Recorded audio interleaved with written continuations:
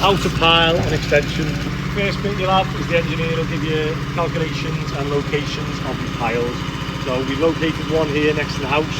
Next thing we do is we're going to attach the auger to the micro digger. What we're going to do is we're going to go down and get the pile started. So we want to make sure that this pile is going in perfectly level. So we'll show you that first.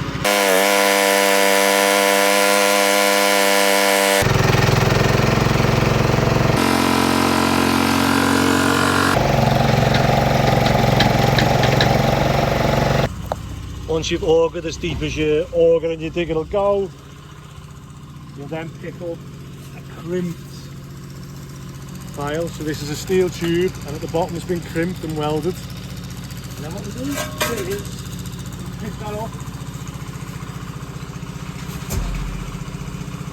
and then we get spirit level on it. Get it level that way, plumb that way, and then so MOT's a mix of different size stones, but what happens is when you push that together, it'll create a solid base. So what we're doing is we're protecting those welds at the bottom because we're going to be dropping a heavy weight up and down on this repetitively. A big 200 plus kilogram weight on a winch, a free fall winch. So as you let go, it drops down, hits that crimped bottom with all the stone, and it taps the tubes down into position. And then what you'll see now is where we've tapped this one down, Ronnie is just going to weld the next one on.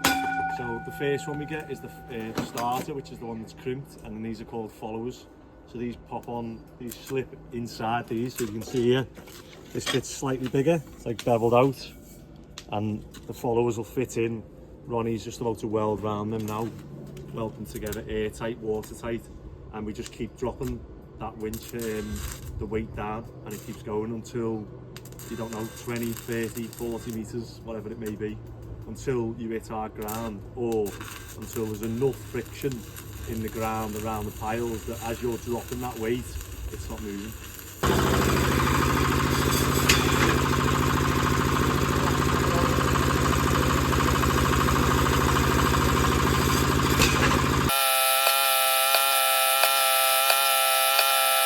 Next, we excavate around the piles, similar to a traditional style footing, and we cut the piles 50mm from the bottom and begin to reinforce the footing with a steel reinforced ground beam, again following the structural engineer's calculations. We use timber shuttering to the footings as the ground is soft and more prone to collapse. Here we are making the ground beam using a rebar tie gun. So now we've got the piles and the cages in, building inspector's bin. Next thing is obviously we've got spot mix here.